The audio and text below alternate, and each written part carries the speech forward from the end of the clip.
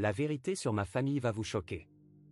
J'ai été abandonné au plus bas de ma vie, par ceux-là même qui étaient censés m'aimer inconditionnellement, ma propre famille.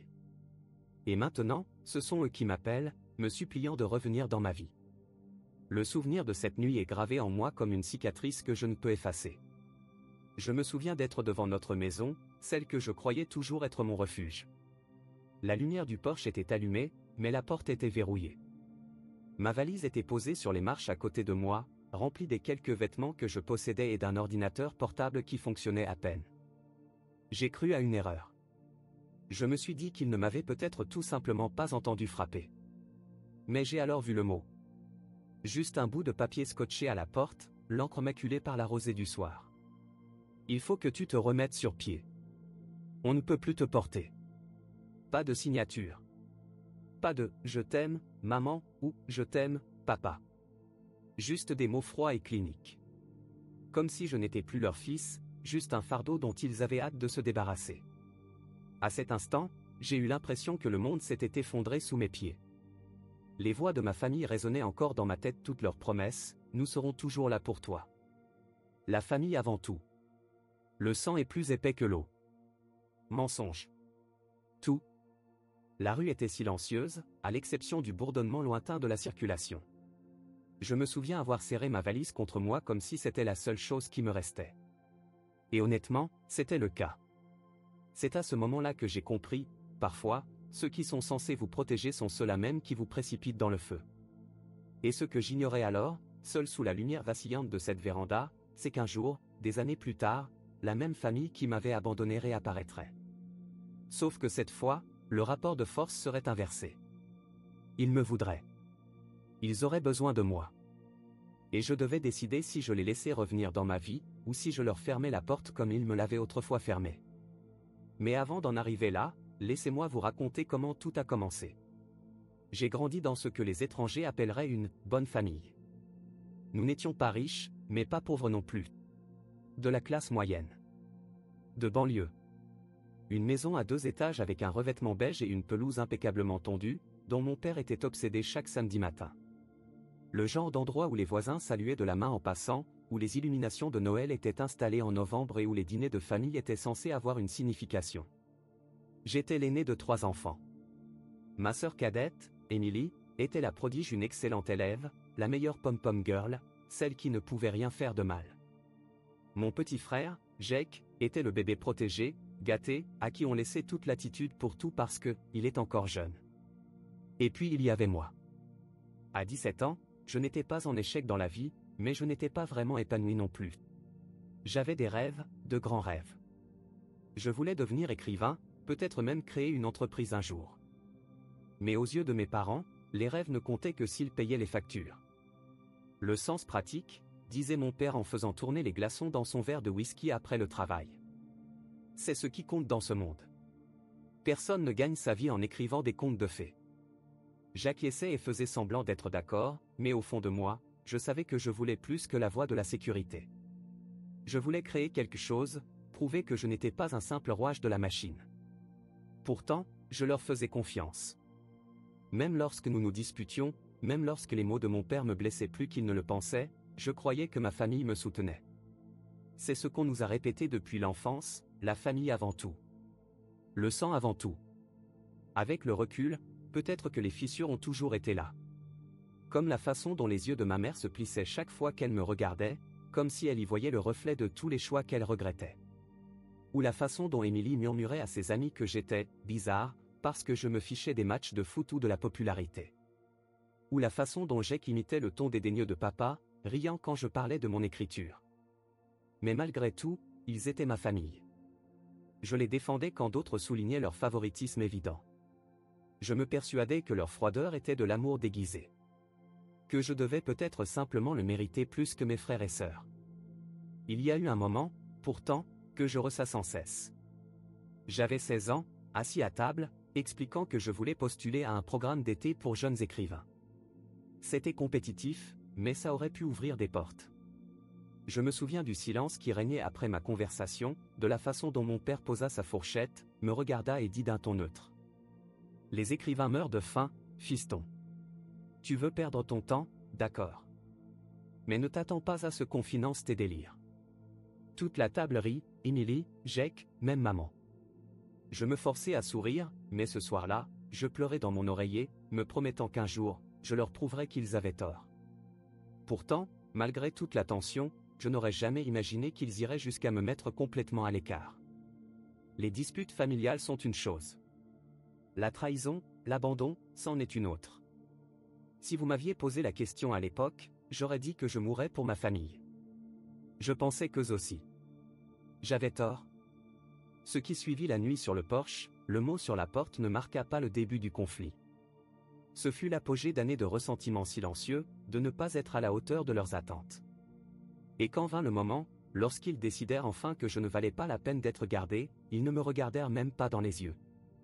Ils verrouillèrent simplement la porte. La nuit où tout s'écroula ne fut ni orageuse ni cinématographique. Il n'y eut ni coup de tonnerre, ni pluie battante. C'était pire que ça, c'était ordinaire. Le genre d'ordinaire qui rend la trahison plus froide, plus cruelle, parce que le monde continue de tourner tandis que le vôtre s'arrête. J'étais chez un ami ce soir-là. Rien de dramatique, juste traîner, regarder des films, faire semblant d'avoir tout compris. De retour à la maison, les rues étaient calmes, la douce lueur des lumières du porche parsemant le quartier comme des étoiles. En arrivant à notre allée, quelque chose clochait. La maison était plongée dans le noir. Pas de télévision vacillante dans le salon, pas de bruit d'Émilie au téléphone, pas de bruit de vaisselle dans la cuisine. Juste, le silence. J'ai sorti mes clés, j'en ai glissé une dans la serrure et je l'ai tournée. Elle n'a pas bougé. Déconcerté, j'ai réessayé. J'ai secoué. J'ai poussé. Rien. Cette sensation de pincement et de torsion a commencé à me monter à l'estomac. J'ai frappé doucement d'abord, puis plus fort. Maman? Papa? C'est moi. Silence. J'ai reculé, et c'est là que je l'ai vu. Un morceau de papier qui flottait contre le chambranle de la porte, collé de travers au bois. Mon nom n'y était pas, juste une écriture nette et bâclée qui, je le savais, appartenait à ma mère. Tu dois te remettre sur pied. On ne peut plus te porter. Mes mains tremblaient en l'arrachant de la porte. Je l'ai lu une fois. 2 fois. Une 3e fois. Les mots se brouillèrent sous le coup des larmes, mais ils ne changèrent pas. Ce n'était pas une blague. Ce n'était pas une erreur. Il m'avait enfermé dehors. J'ai cherché mon téléphone, la poitrine serrée, et j'ai composé le numéro de ma mère. Directement sur la messagerie. J'ai appelé papa. Rien. Émilie? Jake. Pas de réponse. Finalement, ma mère m'a répondu par SMS, juste un message plus fort que n'importe quelle gifle. C'est pour ton bien. Pour mon bien. Comme si l'abandon était une sorte de cadeau tordu. Je me suis effondré sur les marches du porche, ma valise à côté de moi comme une blague cruelle. Il ne m'avait même pas laissé à l'intérieur pour faire mes bagages. Quelqu'un avait déjà sorti mes affaires. Je ne me souviens plus combien de temps je suis resté assis là. Peut-être quelques minutes. Peut-être quelques heures. Les arroseurs automatiques de mes voisins se sont mis en marche, projetant des arcs d'eau sur les pelouses impeccables, et le monde continuait de tourner pendant que j'étais assis là, brisé. J'ai pensé à frapper à nouveau, à crier, à les supplier de me laisser entrer. Mais une petite part douloureuse de moi savait déjà que c'était inutile. Ils n'ont pas simplement verrouillé une porte. Ils m'ont exclu de leur vie. Le froid m'a envahi cette nuit-là. Pas seulement la fraîcheur de l'air, mais le frisson de réaliser que le filet de sécurité que je croyais avoir, avait disparu. Les dîners de famille, les traditions de fête, les bougies d'anniversaire, tout cela me semblait mensonge à ce moment-là. La famille avant tout. Le sang est plus épais que l'eau. Des phrases creuses pour masquer la vérité, au fond, j'étais remplaçable. La colère n'est pas venue tout de suite. Au début, ce n'était qu'un choc. Le choc et ce silence insupportable en moi, comme chaque battement de cœur résonnant dans une poitrine creuse. Mais alors que je fixais cette porte verrouillée, la colère a commencé à m'envahir, brûlante et suffocante. Comment osaient-ils? Après tout ce que j'avais fait pour gagner leur approbation, pour me conformer à des normes impossibles, ils m'ont jeté dehors comme un déchet. J'avais envie de le crier à tout le quartier, ils m'ont trahi. Mais je n'ai réussi qu'à murmurer, étranglé et à vif. Pourquoi me fais-tu ça? Il n'y eut aucune réponse. Juste le bourdonnement discret des lampadaires, l'aboiement discret d'un chien au bout du pâté de maison, et la prise de conscience que je n'avais nulle part où aller. Cette nuit-là n'a pas seulement marqué la fin de ma relation avec ma famille. C'était la mort de celui que je pensais être, le fils dévoué, le frère aîné, celui qui croyait encore que, chez soi, avait une signification. Et à sa place, quelque chose d'autre est né, une douloureuse lucidité. Si je voulais survivre, je devais le faire seul. La première nuit après qu'il m'ait enfermé dehors, j'ai marché. Je ne savais pas où j'allais. Ma valise claquait sur le trottoir fissuré tandis que je la traînais, les roues s'accrochant à chaque dalle de ciment inégale. Les lampadaires bourdonnaient au-dessus de ma tête, projetant de pâles cônes de lumière sur les jardins vides. Chaque fenêtre que je croisais rayonnait de chaleur, des familles riant devant des séries télé, des parents bordant les enfants, l'odeur du dîner flottant encore dans l'air. Je me demandais sans cesse, qu'avais-je fait de si mal pour ne plus mériter ça? À minuit, l'épuisement m'a poussé à un arrêt de bus. Je me suis recroquevillé sur le banc, utilisant ma valise comme oreiller. Le métal était froid contre mon dos, et j'ai resserré ma veste, mais le froid m'envahissait quand même. Je me disais que c'était temporaire. Juste une nuit ou deux, le temps que mes parents reprennent leurs esprits. Mais ils ne l'ont jamais fait. Les journées se sont transformées en une routine de survie. J'ai appris où je pouvais m'attarder sans attirer l'attention. La bibliothèque publique est devenue mon sanctuaire, des rangées de livres, le Wi-Fi gratuit, des toilettes que je pouvais utiliser sans me poser de questions. J'y restais assis pendant des heures, faisant semblant d'étudier tout en chargeant mon téléphone en cachette sur la prise murale, parcourant des offres d'emploi pour lesquelles je n'étais pas qualifié. Quand j'étais à court de collations cachées dans ma valise, je me nourrissais de beurre de cacahuète. J'achetais un pot avec le peu d'argent que j'avais, un paquet de pain bon marché, et je le rationnais comme de l'or. 2 tranches par jour, parfois une seule étalée au compte-gouttes, essayant de les étirer au maximum. Les douches sont devenues un luxe. Au début, j'utilisais le 1K, $10 la carte journalière. Mais lorsque cet argent s'est tari, j'ai commencé à me faufiler dans les vestiaires d'une salle de sport communautaire, chronométrant le tout pour me glisser derrière les vrais membres. Chaque douche était une petite victoire, l'eau chaude lavant non seulement la saleté, mais aussi le poids grandissant de la honte. Les nuits étaient les plus dures. J'ai erré entre les arrêts de bus, les restaurants ouverts 24h24 où je savourais un café pendant des heures, et finalement, un garde-meuble que j'ai réussi à louer avec mes dernières économies. C'était à peine plus grand qu'un placard, les murs en béton résonnaient du moindre bruit, mais c'était 4 murs qui fermaient à clé, et à l'époque, c'était un luxe. Je me souviens d'être assis là un soir, l'odeur de poussière et d'huile de moteur flottant lourdement, écrivant dans un carnet usé à la lumière d'une lampe de magasin à $1. J'ai tout griffonné, colère, projet, rêve. C'était le seul moyen de ne pas sombrer dans le silence. Il y a eu des moments où j'ai failli abandonner. Comme le jour où, debout devant un comptoir de fast-food, l'estomac gargouillant, je me suis rendu compte que je n'avais même pas assez de monnaie pour un burger à $1. Ou le soir où il a neigé et où j'ai frissonné dans ce garde-meuble, me demandant si quelqu'un remarquerait que je gelais. Mais il y avait aussi de petites lueurs d'espoir. Le gérant d'un café, lisant peut-être mon désespoir, m'a donné un emploi à temps partiel pour essuyer les tables et faire la vaisselle. Le salaire était dérisoire, mais c'était déjà ça. Avec ce salaire, je pouvais à nouveau m'offrir de vrais repas, des œufs, du riz, quelques provisions bon marché. J'ai pleuré la première fois que j'ai mangé quelque chose de chaud, autre que du pain ou du beurre de cacahuète. Lentement, péniblement, j'ai commencé à sortir du trou. Chaque dollar économisé était comme une rébellion. Chaque nuit que je dormais à l'intérieur, même sur un matelas fin dans ce garde-meuble, était comme la preuve que je n'étais pas brisé. Et dans le silence, j'ai découvert autre chose, la survie m'avait apporté la clarté. Ma famille m'avait tout dépouillé, maison, sécurité, amour. Mais en leur absence, j'ai réalisé qu'il me restait une chose qu'ils ne pouvaient pas me prendre, ma détermination. Et je me suis juré, assis dans cette boîte de béton glacial, qu'un jour, je ne me contenterai pas de survivre. Je me lèverai. Le changement ne s'est pas fait du jour au lendemain. Ça n'arrive jamais. La survie se transforme en croissance dans les moments les plus infimes et les plus calmes, ceux qu'on manque presque de voir si on n'y prête pas attention. Pour moi, tout a commencé à la bibliothèque.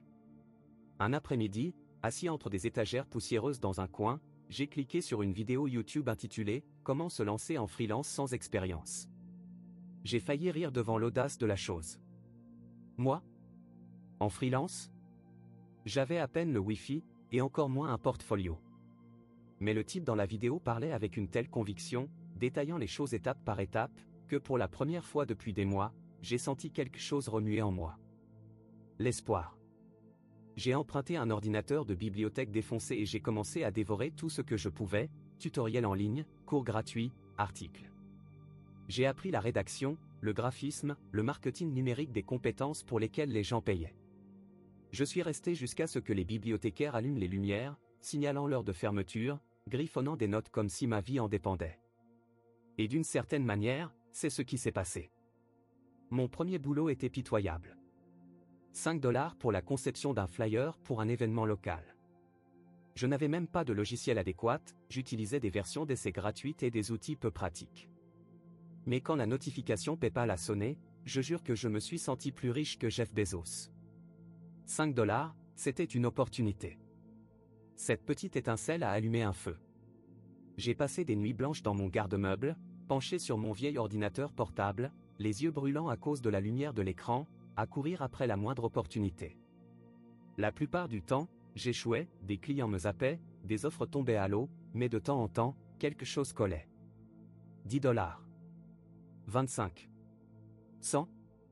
La première fois qu'on m'a payé 300 $ pour un projet, j'ai regardé le chiffre comme s'il s'agissait d'une faute d'impression. 300 $. C'était plus qu'une semaine de salaire au café. C'était les courses. Le loyer. La stabilité. J'ai commencé à croire que je pouvais construire quelque chose de concret. L'étape suivante consistait à économiser pour un vrai logement. Pas glamour, juste un minuscule studio avec de la peinture écaillée et une porte de salle de bain qui fermait mal. Mais c'était le mien.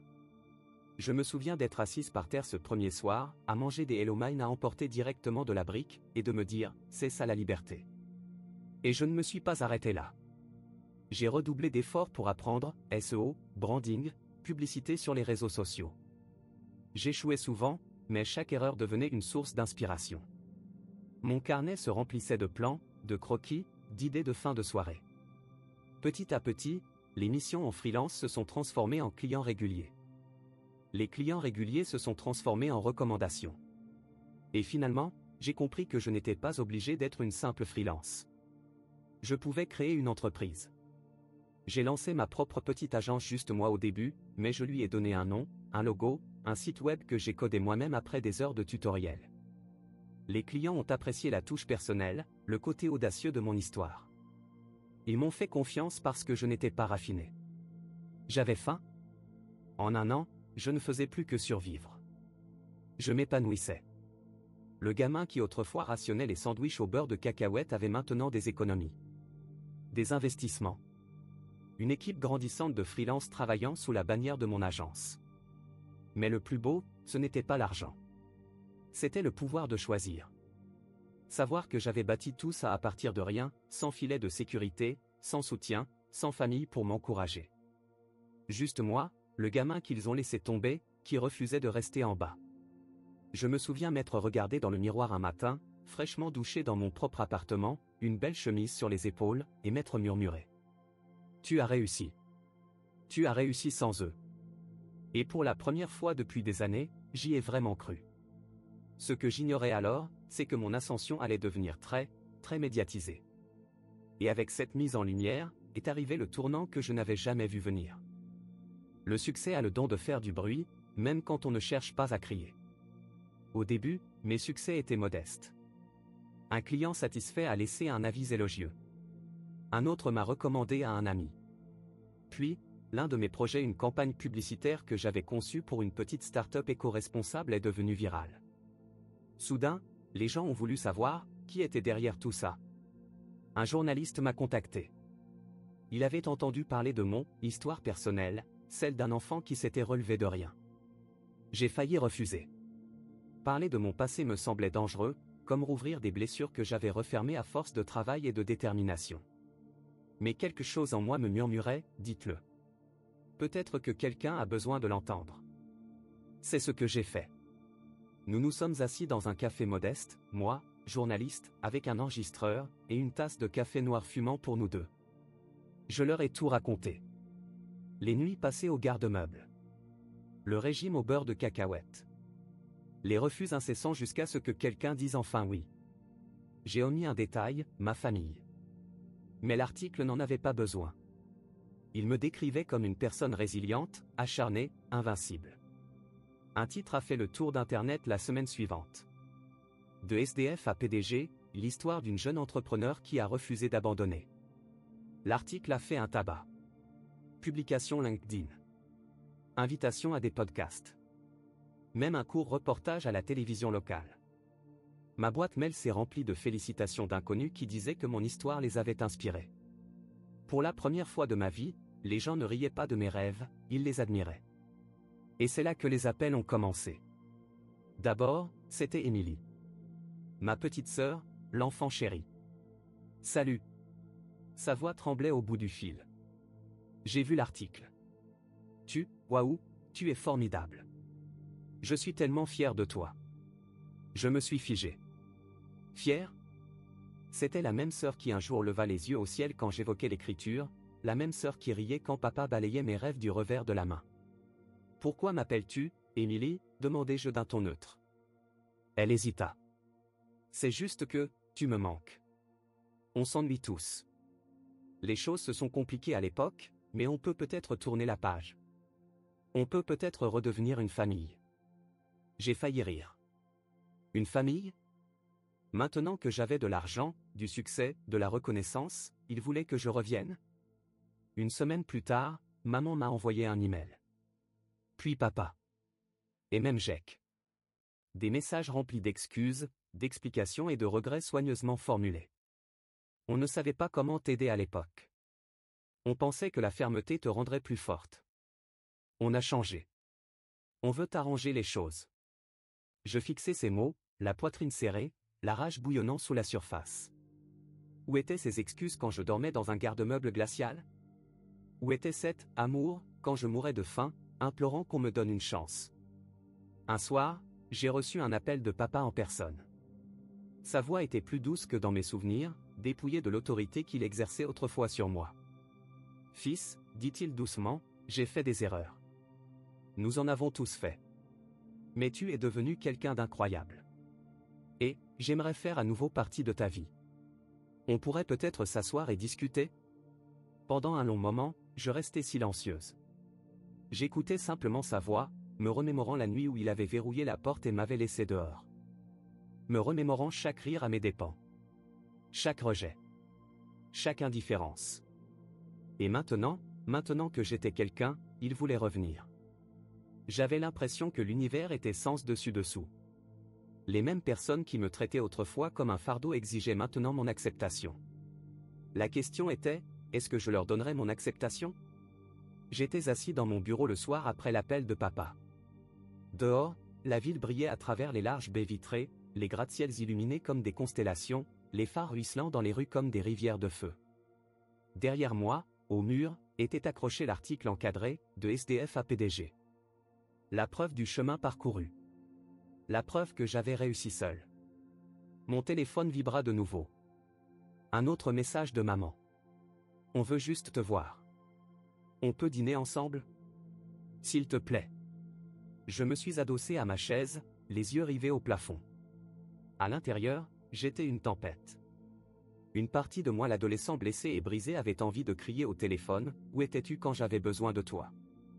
Sais-tu ce que ça faisait de geler, de mourir de faim, d'être seul? Mais une autre partie de moi, celle qui avait réussi à se relever, murmura quelque chose de plus bas, tu ne leur dois pas ta rage. Tu ne leur dois rien du tout. La vérité était libératrice. J'ai donc accepté de dîner. Pas pour eux. Pour moi. Nous nous sommes rencontrés dans un restaurant chic qu'ils avaient choisi, bois ciré, lustre, serveur en smoking.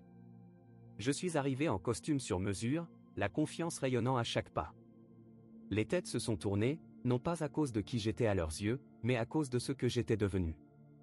Quand j'ai vu ma famille assise à table, j'ai eu l'impression d'entrer dans une vieille photo. Le sourire nerveux de maman, le calme forcé de papa, les yeux brillants d'Émilie se fixant sur les miens, cherchant une faille dans l'armure. Regarde-toi, a murmuré maman tandis que je m'asseyais. Tu es devenu un homme incroyable. Je lui ai adressé un signe de tête poli, sans plus. Le dîner a été gênant. Ils ont fait le tour du passé sur la pointe des pieds, vantant ma réussite, s'informant de ma compagnie, faisant comme si de rien n'était. Finalement, j'ai posé mon verre, le son strident contre le bois. Arrêtons de faire semblant, dis-je doucement. Tu n'as pas cru en moi. Tu m'as laissé pourrir alors que je n'avais rien. Et maintenant que j'ai tout construit tout seul, tu veux soudain en faire partie. Papa se tortilla, mal à l'aise, la voix basse. On a fait des erreurs. Mais on est toujours une famille. Je me penchai en avant, le regardant dans les yeux. Pour la première fois, je le voyais non pas comme l'homme qui contrôlait mon destin, mais comme un être humain imparfait comme les autres. Et à cet instant, la colère qui brûlait en moi depuis des années se glaça. Tu as raison, dis-je. Vous êtes ma famille. Mais la famille, ce n'est pas que le sang.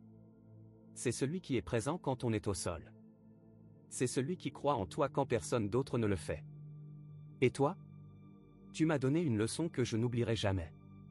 Ils se penchèrent, pleins d'espoir, attendant une grande réconciliation. J'ai souri, non pas avec chaleur, mais avec un sentiment de finalité. Tu m'as appris que parfois, il faut tout perdre, même sa famille, pour se trouver. Et je l'ai fait. Je me suis trouvé. Et je n'ai plus besoin de toi. Le silence s'est installé à la table. Les yeux de maman brillaient de larmes. Les lèvres d'Émilie tremblaient. Le visage de papa s'est durci, mais il n'a rien dit. Je me suis levé, j'ai laissé un généreux pourboire au serveur et je suis sorti. L'air extérieur était froid, mais il semblait plus pur qu'il ne l'avait été depuis des années. Pour la première fois, je ne courais pas après leur approbation ni ne fuyais leur rejet. J'étais libre. Ce soir-là, alors que je me tenais sur le balcon de mon appartement, regardant la ville s'étendre à perte de vue, j'ai réalisé, le succès n'était pas une question d'argent, de pouvoir ou de reconnaissance. Il s'agissait de m'approprier mon histoire. Et j'en étais entièrement propriétaire. Avec le recul, je réalise une chose, le succès n'efface pas les cicatrices. Il ne réécrit pas le passé. La trahison de ma famille restera toujours gravée en moi, un chapitre gravé à l'encre que je ne pourrai effacer. Mais voici ce que j'ai appris, vos cicatrices ne doivent pas définir votre avenir. J'ai construit ma vie non pas grâce à elles, mais malgré elles. Chaque nuit froide, chaque estomac vide, chaque rire à mes dépens, tout cela a alimenté ma vie. Et peut-être, juste peut-être, avais-je besoin de ce feu pour devenir la personne que je suis aujourd'hui. Et pourtant, je me le demande parfois. Et s'ils avaient cru en moi? Et s'ils m'avaient soutenu quand je n'étais rien? Serais-je devenue aussi forte? Ou leur abandon a-t-il fait de moi la personne qui peut désormais se tenir debout sans eux? C'est ça, la trahison, elle blesse profondément, mais elle vous apprend aussi à fixer des limites. Et voici la vérité que je veux que vous vous rappeliez. Vous ne devez à personne l'accès à votre vie simplement parce qu'il partage votre nom de famille. Le sang vous lie, mais la loyauté vous unit. Alors, quand ceux qui vous ont brisé viennent frapper à votre porte après que vous vous êtes reconstruit, c'est à vous de choisir. Vous avez le pouvoir. J'ai fait mon choix. Maintenant, je veux vous demander. Index revers pointant vers la droite blanc. Si ceux qui vous ont abandonné au plus bas revenaient en rampant quand vous étiez au plus haut, les laisseriez-vous entrer? Ou fermeriez-vous la porte à jamais?